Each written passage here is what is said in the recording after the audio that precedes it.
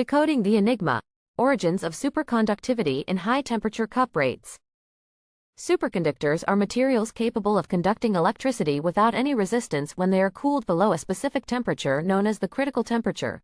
These materials are used in various applications such as power grids, maglev trains, and medical imaging equipment.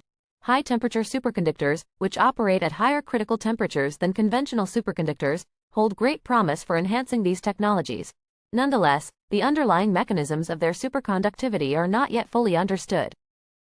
Copper oxides or cuprates, a class of high-temperature superconductors, exhibit superconductivity when electrons and holes, vacant spaces left behind by electrons, are introduced into their crystal structure through a process called doping. Interestingly, in the low-doped state, with less than optimal electrons required for superconductivity, a pseudogap, a partial gap in the electronic structure, opens. This pseudogap is considered a potential factor in the origin of superconductivity in these materials. Additionally, previous studies have revealed a long-range charge density wave, CDW, order, in the low-doped regime of cuprates that breaks the crystal symmetry of the copper oxide, CuO2, plane.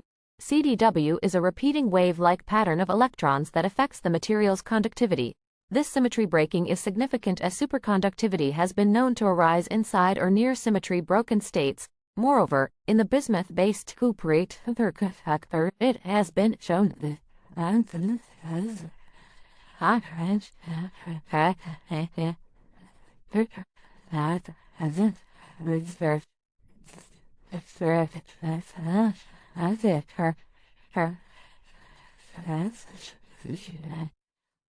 in a new study, a team of researchers led by Associate Professor Shinji Kawasaki from the Department of Physics at Okayama University, Japan, investigated the origin of high-temperature superconductivity in the pseudogap state of cuprates using a novel approach.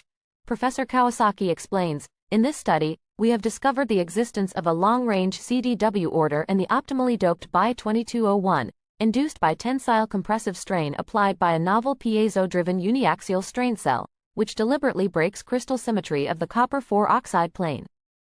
Their findings were published in the journal Nature Communications on June 14, 2024. The team included Ms. Nao Tsukuda and Professor Guo-Qing Zheng, also from Okayama University, and Dr. Chengtian Lin from Max Planck Institute for Festkörperforschung, Germany. Discoveries and implications.